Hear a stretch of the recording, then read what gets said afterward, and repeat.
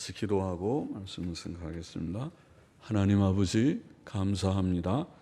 주일 오후 예배 시간 저희들이 또 하나님의 말씀 앞에 앉아싸우니 주님 사도 베드로의 첫 번째 서신인 베드로전서 말씀을 조금 읽어싸우니 그 말씀의 뜻을 조금 해석하며 함께 묵상하며 거기에 담긴 하나님의 귀한 진리와 교훈을 주님 기억하며 마음에 깨닫고 새기게 하여 주시고 교훈이 되고 유익이 되게 하여 주옵소서.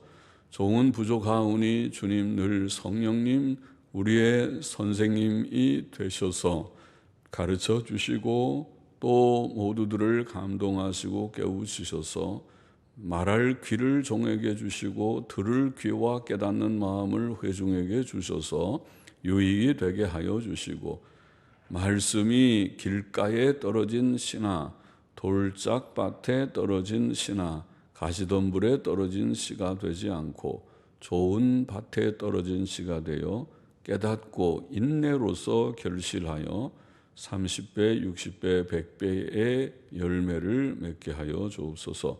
예수님의 이름으로 기도하옵나이다. 아멘. 아멘. 자, 베드로전서 1장 1절부터 7절 말씀 좀 생각해 보십시다. 다시 1절 2절을 읽어보겠습니다. 예수 그리스도의 사도 베드로는 사도 베드로는 자신을 예수 그리스도의 사도라고 소개하는데 사도는 주께서 친히 택하여 세우신 자들로 12 제자들과 바울을 가리킵니다. 누가복음 6장 13절에 보면 12명의 제자들을 불러 사도라고 칭하셨고 로마서 1장 1절에 바울도 주님의 부르심을 받았다고 그렇게 바울은 간증하고 증거하고 자신에 대해 증거하고 있습니다.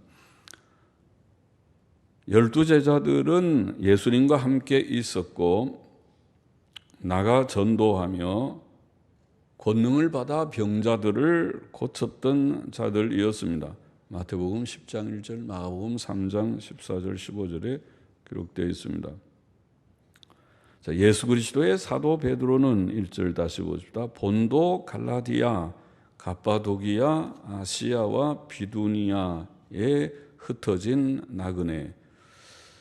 본도, 갈라디아, 갑바도기아, 아시아, 비두니아는 오늘날에는 터키 지역입니다. 터키. 우리나라 6.25 때 참전한 16개국인가요? 참전 나라 중에 하나라고 알고 있고 또 터키, 우리나라랑 친선 경기도 하고 유명한 배구 선수가 거기에 가서 배구도 하고 그러는 나라죠. 터키. 거기에 이제 흩어져 있는 믿는 자들에게 편지하는데 거기에 흩어진 나그네라고 표현합니다. 나그네, 성도를 나그네들. 베드로전서 2장 11절에서도 베드로는 성도를 나그네와 행인도 나그네랑 비슷한 거죠. 나그네, 어디 일이 있어서 타지에 가서 있는 사람들, 부산에서 자라서 서울 올라온 사람들, 그죠? 광주에서 태어나서 자랐다가 서울 올라온 사람들, 지금 조금 나그네죠. 근데 오래 살면 여기가 이제 고향처럼 되긴 하지만은 가돌라오면 나그네, 우리를 나그네라고 하는데 그것은 고향이 따로 있다는 말이고 우리 고향이 여기가 아니고 사실 여기는 아니죠. 여기는 좀 살다가 다 죽어요. 한 사람씩 죽고 우리 남편도 돌아가시고 또 부인도 죽고 부모님도 가시고 또 우리가 또 나이가 들어서 이제 할아버지가 할머니가 되고 또 언젠가 우리도 죽고 그러게 이 세상은 자꾸 떠나갑니다. 오래 사는 것이 아니고 길어야 100년, 110년, 100년까지 80년, 90년. 그래서 나그네. 자, 이 나그네와 행인, 그것은 우리가 여기가 고향이 아니고 이 세상은 나그네로 사는 타향살이 하는 것이고, 우리의 고향은 따로 있다. 그럼 우리 고향은 어디입니까? 우리 고향은 천국이라는, 말씀은 안 했지만 천국이라는 걸 말합니다. 천국이 고향이고, 뭐 천국에서 우리가 온 건 아니지만은, 땅에 출생했지만은 이 땅은 나그네와 행인같이 지나가는 곳이고, 우리가 영원한 곳이 따로 있다. 우리가 가야 할 고향이 참 영주처, 영원히 거주할 곳이 따로 있다. 감사한 일이죠. 고향이 없는, 갈 곳이 없는 사람이 불쌍한 사람이죠. 갈 데가 없어가지고 방황하는 사람들, 집이 있어도 집에 못 가는 사람들이 불쌍하다고 하면 좀 그런지. 그러나 갈 곳이 있습니다. 우리에게는 갈 곳이 있고, 갈 곳이 천국입니다. 역대상에 보면은 다윗은 비슷하게 말했죠. 주 앞에서는 우리가 우리 열조와 다름이 없이 나그네와 무거한 자라, 세상에 있는 날이 그림자 같아서 머무름이 없나이다. 우리의 세상 생활을 그림자라. 그림자 봤습니까? 햇빛도 요새 뭐 바깥에 잘 안 나가 있으니까 그렇지만, 바깥에서 이렇게 태양이 밝을 때 가 있어 보면 그림자가 생깁니다. 그런데 가만히 뭐 서 있을 수는 없지만은 바빠서, 그러나 만약 가만히 서 있으면 그림자가 계속 움직이다가 그다음에 나중에는 해가 져버리면 없어져 버리듯이, 그림자와 같이 그림자가 있다가 그림자는 없어집니다.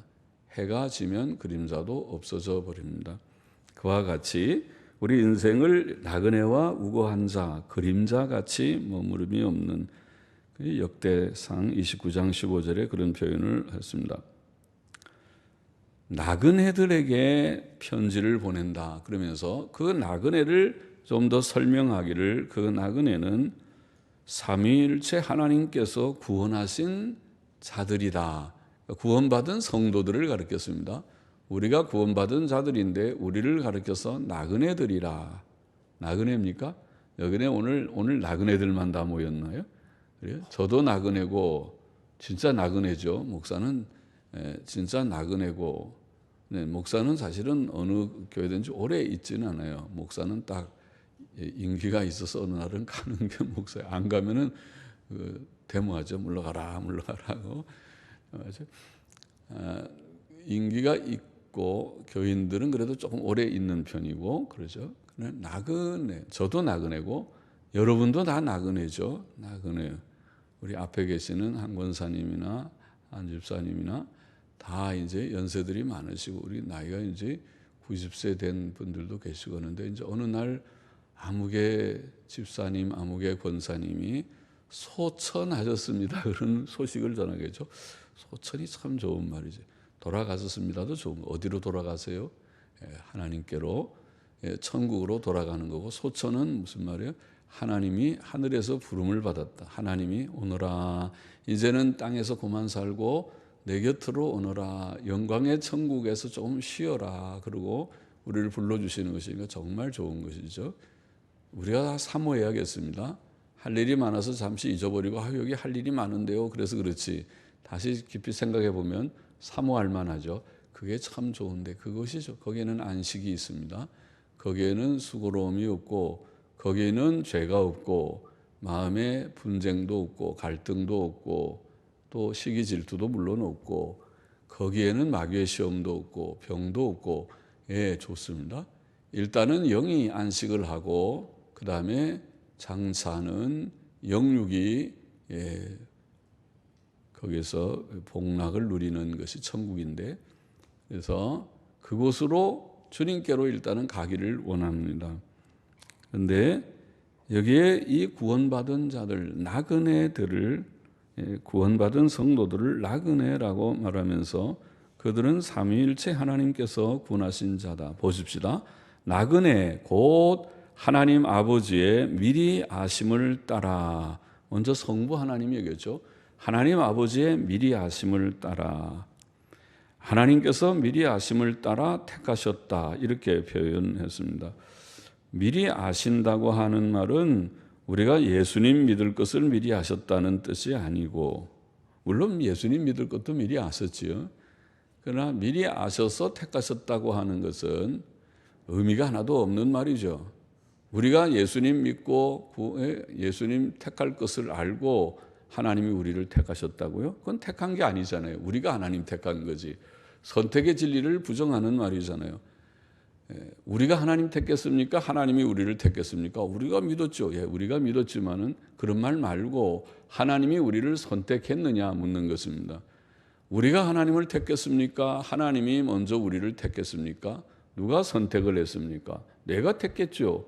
그러면은 선택을 부정하는 자고, 하나님이 택했죠. 그러면 선택을 긍정하는 자인데, 무엇이 성경의 진리고 무엇이 진리입니까? 내가 택했습니까? 우리가 물론 믿었죠. 택하죠. 그런데 내가 택하기 전에 그가 먼저 나를 택했습니까? 안 택했습니까? 선택을 믿느냐 안 믿느냐. 성경은 선택의 진리를 가르칩니까?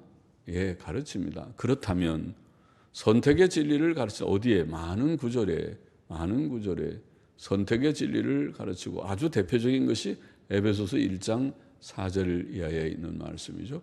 만세 전에 그리스도 안에서 우리를 택하셨다. 대단한 말이죠. 만세 전이요?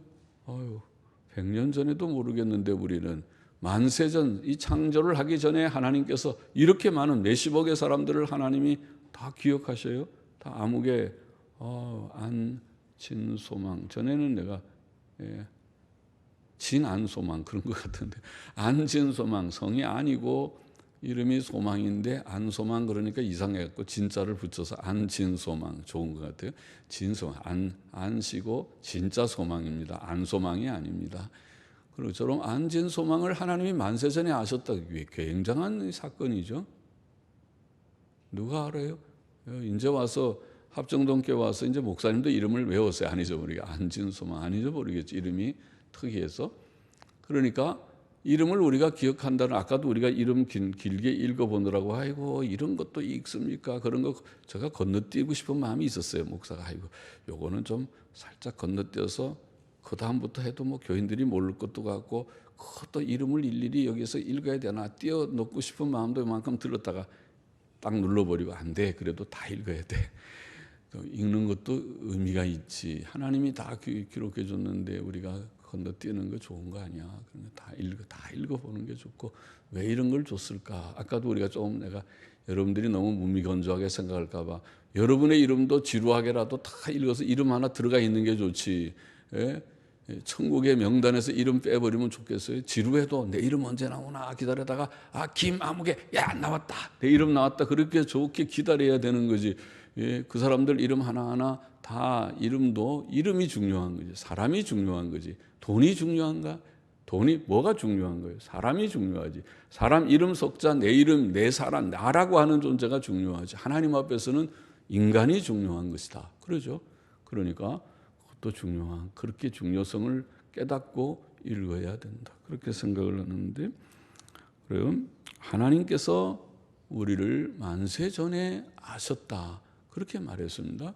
또 예수님께서는 요한복음 6장 10장에 양이라는 얘기를 하면서 아버지께서 내게 주신 자들은 다 내게로 올 것이요. 이거 예수님 거꾸로 말하는 것 같은데요. 예수님 믿는 사람이 하나님께서 주신 자가 아니고요. 아니, 너희는 내 양이 아니니까 나를 믿지 않는다. 거꾸로 말한 것 같은데 믿으면 양이 되는 거 아니고요. 믿으면 양이 되는 것 같죠. 맞는데, 그런데 예수님은 거꾸로 말씀하셨어요. 양이 믿고 양 아니니까 믿지 않는다 그랬거든요. 그건 선택의 진리죠. 하나님께서 만세전에 내게 주신 자는 내가 하나도 잃어버리지 아니하고 다 마지막 날에 부활시키리라. 놀라운 구원의 말씀이죠. 세상 사람 다 구원시하지요. 그냥 그러면 되지 왜 그러십니까? 아니요, 하나님께서 택하신 선택의 진리가 있다고 말했습니다. 예. 하나님께서 택한 자들, 내가 은혜를 베풀 자에게 은혜를 베풀고 강팍케 하는 자를 강팍케 한다. 선택의 진리입니다. 성경은 선택의 진리를 말하고 있습니다. 그러면 제가 이렇게 길게 말하는 것은 이 구절을 가지고 감리교나 소위 알미니안 신학을 주장하는 사람들은 예지예정론을 말합니다. 성결교도 마찬가지입니다. 성결교나 감리교의 사상하고 장로교의 사상의 차이는 이 구절의 해석에 달려있기 때문에 그렇습니다.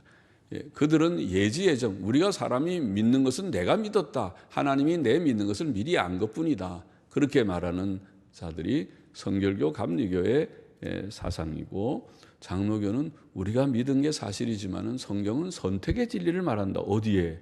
지금 이 구절은 분명하지 않지만은 에베소서 1장이 아까 분명하고 로마서의 9장이나 말씀했고 요한복음 6장에 말씀했고 10장에도 말씀했고, 그런 구절들을 제가 들어서 선택의 진리를 분명히 성경이 증거하고 있기 때문에 이 구절에도 하나님이 택하셨다고 말하고 있으니까 내가 하나님을 택한 것이라면 그건 선택이 아니죠. 하나님이 선택했다고 할 것이 없고 내가 하나님 선택한 거죠. 나의 선택을 말해야지 하나님의 선택은 그는 언어적 모순이다, 그런 말을 하면 안 된다. 그러나 성경은 하나님이 택하셨다. 그러면 미리 아신다는 말은 내가 믿을 것을 아셨다는 것이 아니라 나의 존재를 미리 아셔서 김아무개 이아무개 내가 너를 사랑한다, 너를 내가 택하여 내 백성을 삼으리라 아셔서, 그것이 선택이죠. 미리 아셨다는 것이 곧 선택이고, 미리 택한 그들이 어느 날 예수님도 믿고 자기도 회개하고 주께로 돌아오게 되는 것이다. 그렇게 해석해야 되겠습니다. 그 뜻이라는 것을 말하려고 조금 길게 설명을 했습니다. 여기에 둘째 또 말하기를 성령의 거룩하게 하심으로, 이게 먼저 나왔는데 잠깐 두고 그 다음에 순종함과 예수 그리스도의 피뿌림을 얻기 위하여, 그것은 영어 성경들은 대체로 예수 그리스도께 순종함과 그의 피뿌림을 얻기 위하여, 원문에는 순종과 피뿌림 그리고 예수 그리스도의 이렇게 순서가 나와 있어서 예수 그리스도의 피뿌림뿐 아니라 순종까지도 예수 그리스도의 순종이라는 말은 예수 그리스도께 대해서 순종한다는 뜻으로 이해했습니다. 그래서 영어 성경들은 예수 그리스도께 순종함과 그의 피뿌림을 얻기 위하여 그렇게 새겨서, 그의라는 말이 원문에는 없지만은 예수 그리스도께 순종하고 피뿌림이라는 말을 우리가 바로 좀 이렇게 부드럽게 읽기 위해서 예수 그리스도께 순종함과 예수 그리스도의 피뿌림을 얻는 거니까 그의 피뿌림을 얻기 위하여. 그러면은 우리의 구원은 예수 그리스도를 주님으로 고백하는 것입니다. 예수님을 주님이라고 하는 것이 믿는 것입니다. 그게 구원입니다. 예수님을 주님으로 고백하면 주님이라는 말은 내가 순종한다는 것을 내포하는 거죠. 예수님이 주인이면 나는 종이라는 말이잖아요. 자기가 종로로 안 하는 사람이 예수님을 주님하는 사람은 이상한 사람이에요. 자기가 주인하는 사람은 예수와 친구 정도 하죠. 주님 할 것이 없어요. 우리 친구합시다. 친구하면은 같이 마음 먹고 사는 그 관계가 되지만은 예수님을 주님이라고 고백한다는 말은 내가 종이 되겠습니다는 표현이 아닙니까? 그래서 예수님은 주님이십니다. 나의 주인이요, 나의 주관자요, 나의 왕이요, 나를 다스리는 자요, 나는 그의 종입니다. 그런 고백을 하는 것이 구원받은 사람들의 고백입니다. 예수를 주라고 시인하는 것이 구원입니다. 예수님을 주님이라고 고백하는 것이 구원입니다. 그래서 구원은 예수 그리스도의 주님 되심을 고백하는 것인데, 그런데 그 속에 실제로 내용에 들어가면 그의 피뿌림을 얻는 것이 구원이다. 예수님을 주님이라고 고백할 때에 예수님 십자가의 대속사역의 피, 보배로운 우리가 보혈이라고 말하는 예수님의 피를 우리에게 뿌려서 정결케 하는, 구약의 제사자들 중에 피를 성막에 7번 뿌리는 것들도 있고 피를 뿌립니다. 피는 속죄의 의미가 있고 피를 뿌리는 것은 죄를 씻는 의미가 있습니다. 예수님의 피로 나의 죄를 씻지 않고는 내 죄가 씻어지지 않습니다. 내 죄는 비누로 씻어지지 않고 하이타이로 안 씻어지고 그 어떤 걸로도 어떤 세제로도 씻어지지 않습니다. 나의 죄를 씻기는 예수의 피밖에 없네. 예수님의 피밖에 없습니다. 예수님의 피로만 내 죄를 씻을 수가 있습니다. 그래서 구원은 하나님의 미리 하심의 선택과 예수 그리스도의 핏뿌림과 그리고 성령의 거룩하게 하심과, 성령의 거룩하게 하심이라는 이 말은 성령의 중생시키시는 역사를 말합니다. 곧 죄사함, 예수님의 핏뿌림의 일을 우리에게 적용하는 것이 중생입니다. 중생은 죄로 인하여 영혼이 죽었기 때문에 예수님의 피로 우리의 죄를 씻으면 거기에 새 생명이 시작되는 것이 중생입니다. 그거를 성령의 거룩하게 하심이라고 말합니다. 고린도전서 6장 11절에는 너희는 주 예수 그리스도의 이름과 우리 하나님의 성령 안에서, 예수 그리스도의 이름과 성령 안에서 씻음과 거룩함과 의롭다 하심을 얻었느니라. 그게 중생이고 구원입니다. 성령 안에서, 성령께서 우리를 감동하셔서 회개하고 예수님 믿게 하실 때 씻음과 거룩함과 의롭다 하심의 역사가 우리 속에 일어났습니다. 이게 구원의 역사가 일어난 것입니다. 디도서 3장 5절에는 우리를 구원하시되 우리의 행한 바 의로운 행위로 말미암지 아니하고 오직 그의 긍휼하심을 조차 중생의 씻음과, 비슷하죠? 중생의 씻음과 성령의 새롭게 하심으로 하셨나니, 거의 동의어입니다. 중생의 씻음과 성령의 새롭게 하심. 중생의 역사는 성령께서 하시는 역사입니다. 물과 성령으로 거듭나야 된다. 성령의 역사로 중생하는 것입니다. 중생이 할 때 사람이 죄 씻음이 일어나고 거룩해지는 것입니다. 그렇죠? 사람이 중생한다는 것은 예수님 믿게 되는 것이고, 예수님 믿은 즉 예수 그리스도의 보배로운 피로 우리의 추하고 더러운 죄를 깨끗하게 씻어 죄 씻음과, 죄를 씻은 즉 새 생명이 시작되는 변화가 일어나는 것입니다. 그러면 여기에 베드로의 말씀은 삼위 하나님께서 역사하심으로 우리가 구원받은 성도들, 나그네들에게, 택하심을 입은 자들에게 편지하노니 은혜와 평강이 너희에게 더욱 많을지어다. 사도 바울보다 더 은혜스럽죠.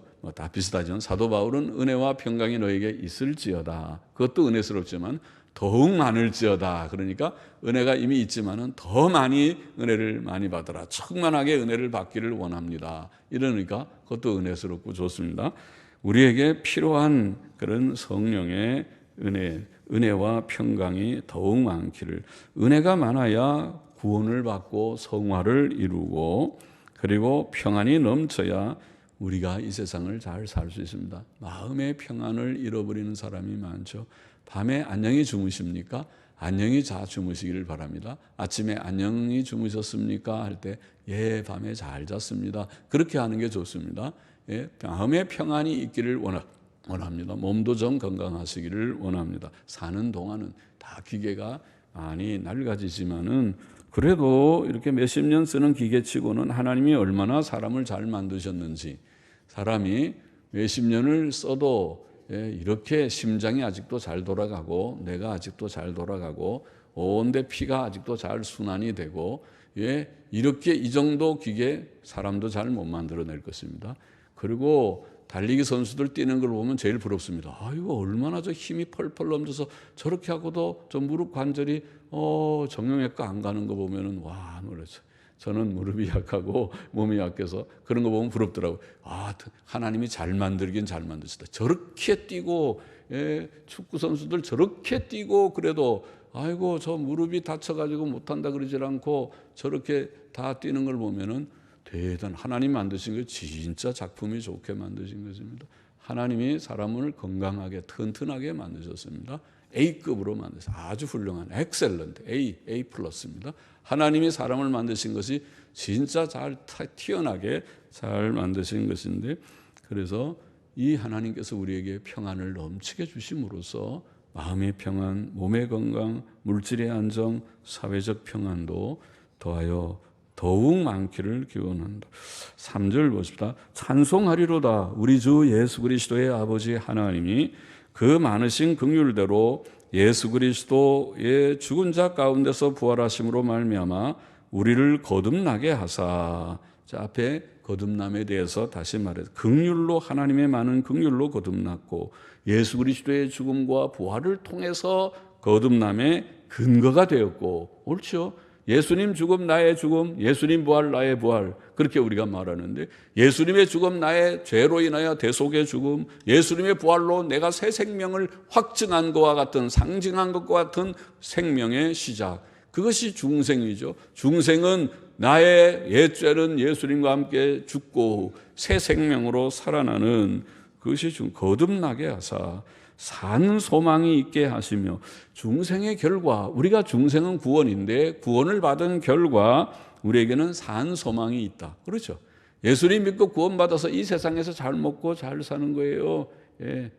예수님 믿고 건강해서 잘 살기를, 돈도 많이 벌어서 잘 살기를 원합니다. 그것이 끝이 아니라고. 그것은 정말 아무것도 아니라고요. 그렇게 되면은 그럼 뭐 예수님 믿고 금방 죽은 순교자들은 아주 분통이 터지겠군요. 분통이 터지. 내가 잘 먹고 잘 살아보지도 못하고 죽었네요.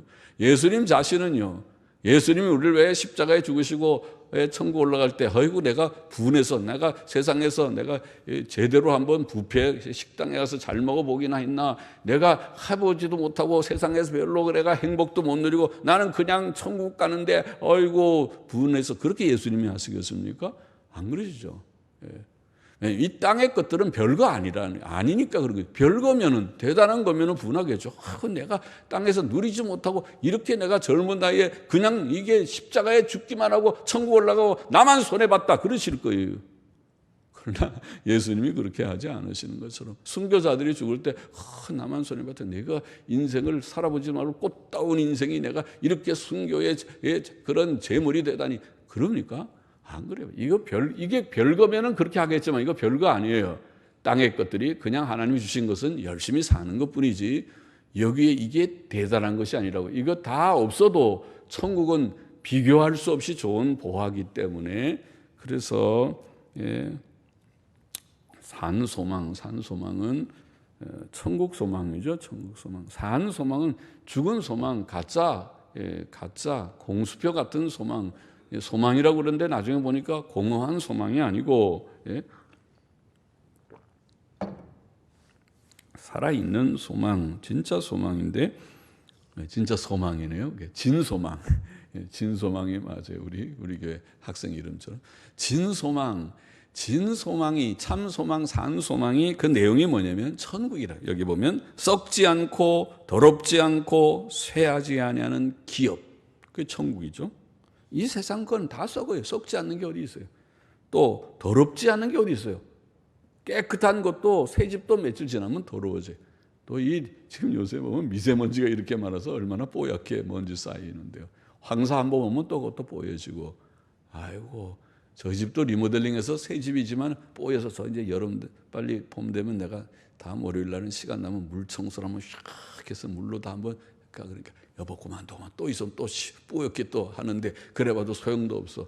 해봐야 하루 이틀 가겠나. 그 다음 되면 이 길가에 집이 뭐 또 뽀얗게 먼지 또 끼겠죠. 그렇게 사는 거죠. 그냥 서울에서는 그렇게 사는 거지. 요새 미세먼지 많고 황사 앞으로 또 오고 뭐 그렇게 살아야지. 그거 씻어봐야 더러워지고, 매일매일 우리가 목욕해도 더러워지고 쇠해지고, 그리고 쇠해진다. 썩고 더럽고 쇠해지는 이 세상 속에서 썩지 않고 더럽지 않고 쇠하지 않는 것, 그게 뭔가요? 그게 천국이죠. 그렇게 된다, 이렇게 말씀했습니다. 썩지 않고 더럽지 않고 쇠하지 않는 기업, 그 천국을 있게 하시나니 그 너희를 위하여 하늘에 간직하신 것이라. 지금은 하늘에 간직되어 있지만 이제 하늘에 있는 새 예루살렘 성이, 신부가 남편을 위해 단장한 같은 아름다운 예루살렘 성이 땅에 내려온다. 요한계시록은 그렇게 표현했죠. 요한계시록 20장인가요? 21장인가요? 그렇게 표현했죠. 내려온다고 표현했습니다. 5절 봅시다. 너희가 말세에 나타내기로 예비하신 구원을 얻기 위하여. 말세에 나타내기로 예비하신 구원이 바로 지금 이 구원이죠. 이 천국의 기업, 영광의 기업을 우리가 받는 것이, 그게 진짜 구원의 목적지지요. 지금은 우리가 구원을 받았다 하지만 영적으로, 정신적으로, 내면적으로 그 구원을 받았다는 것이고, 아직 구원을 누리려면 몸이 부활해야 되고 죄성이 없어야 되고 진짜 썩지 않고 더럽지 않고 쇠하지 아니하는 기업을 우리가 받을 때 진짜 받은 거잖아요. 거기 가면 진짜 좋죠. 피곤도 없죠. 여인들이 매일 피곤하는 해도 해도 끝없는 집안일, 아이고 제일 지긋지긋해서 아마 여자들 보고 제일 하기 싫은 거 이러하면 설거지하고 빨래하고 청소하고 그것 좀 안 하고 밥 좀 안 해, 세끼 안 해 먹고 사는 방법이 있으면 그게 제일 좋겠다. 그런데 그렇게 사는 방법이 없잖아요. 먹어야 사니까 매일 똑같은 일을 쳇바퀴 돌듯이 해야지 되고, 그러나 천국 올라가면 아마 안 할 것입니다. 천국 올라가면 거기에는 그런 수고로움이 없을 것이라. 남자들도 마찬가지죠. 해도 돈도 많이 벌지도 못하면서 고생만 많이 하는 그런 수고로운 삶이 더 이상 없을 것이다.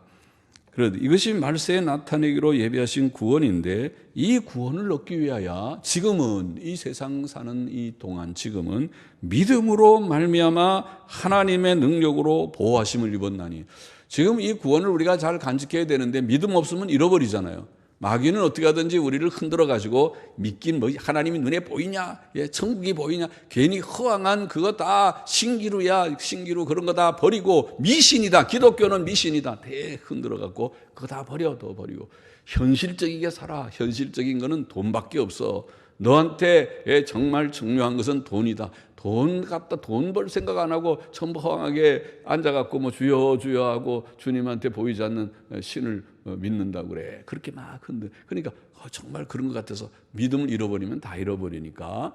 그러니까 믿음으로 말미암아 능력으로, 하나님의 능력으로 보함을 입었다는 것도 굉장히 중요해요. 현실 가운데 이 복잡한 세상 나그네 길을 걷는 동안에 우리에게 생명선은, 우리에게 이 구원을 유지하는, 우리가 내세에 말세에 나타나는 그 구원에 이르도록 하는 이 중간에 역할을 하는 그 선은 뭡니까?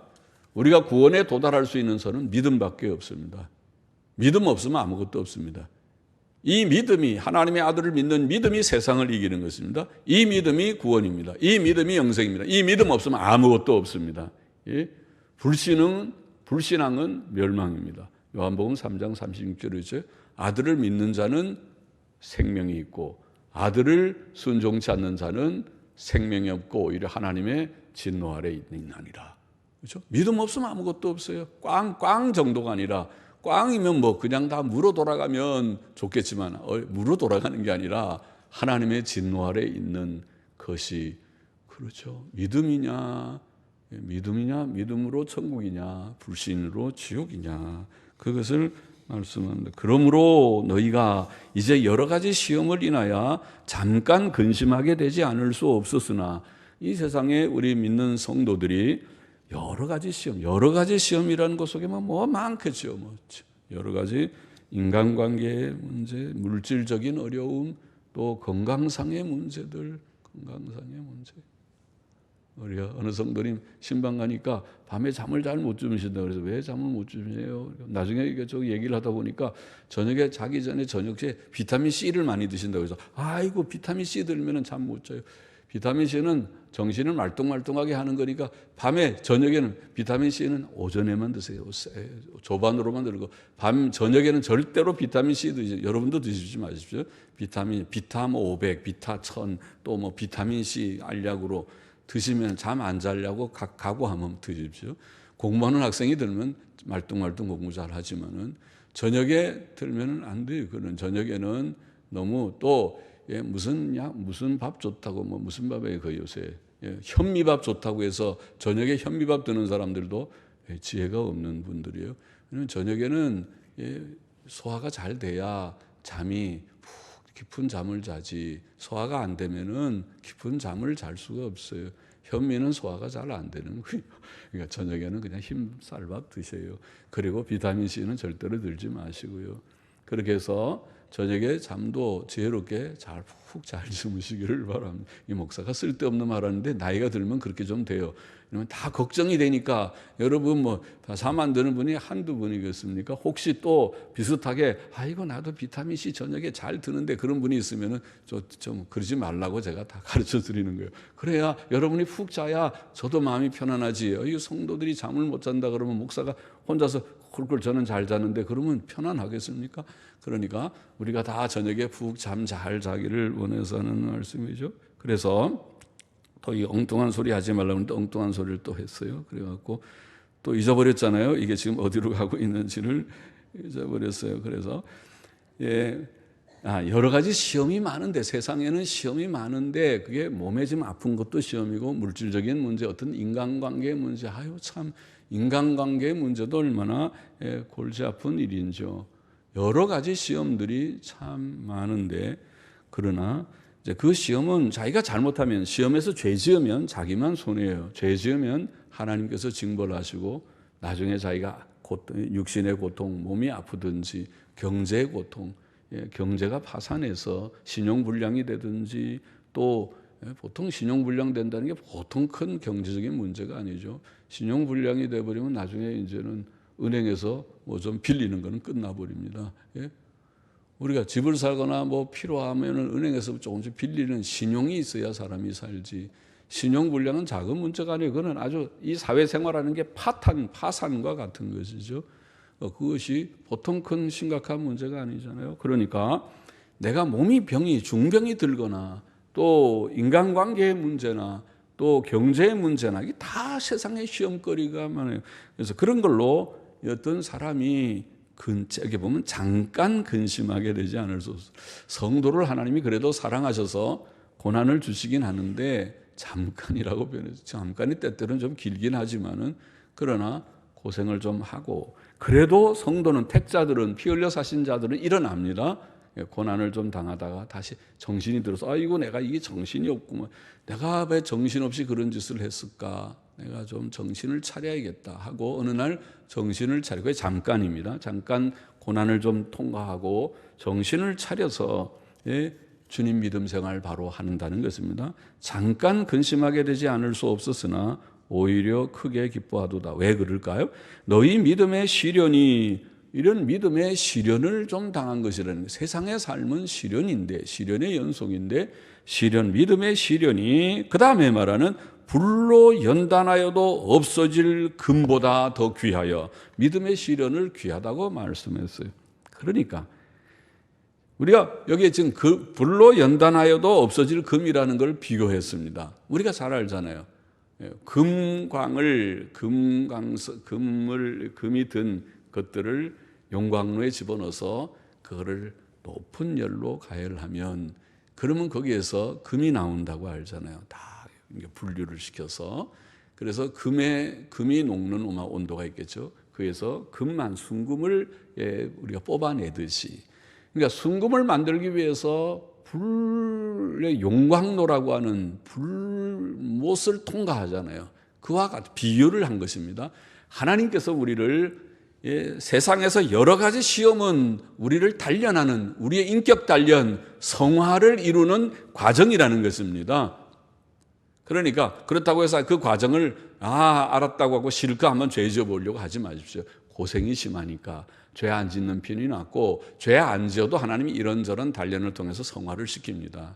그러나 사람이 죄를 지으면 한번 구렁텅이에 빠져서 진탕이라는 말, 고생을 많이 좀 하고, 그 다음에 정신이 들어서, 그것도 꽤 잠깐이라고 하지만 정신이 들어서 인생을 이렇게 살면 안 되는구나, 하나님을 경외하고 도덕적인 계명을 지키고 정로를 가야 그것이 짧은 인생을 내가 가치 있게 살지, 폐인이 되겠구나. 폐인이 됩니다. 사람이 죄를 지어서 잘못하면은 그것이 잠깐 고난이라고 했지만은 완전히 폐인이 돼서 생을 망쳐버려요. 짧은 생을 망쳐도 그냥 곱게 망치면 괜찮지만은 평생 동안 몸이 폐인이 돼가지고 몸이 망가져서 병원 신세를 지든거나, 집에서도 제대로 거동 못하거나, 나가서 일도 제대로 못하거나, 마음에 병이 들거나 몸이 병이 들거나 간에 병이 들면 그처럼 불쌍한 인생이 없습니다. 나중에 후회받고 하면 내가 인생을 왜 이렇게 살까?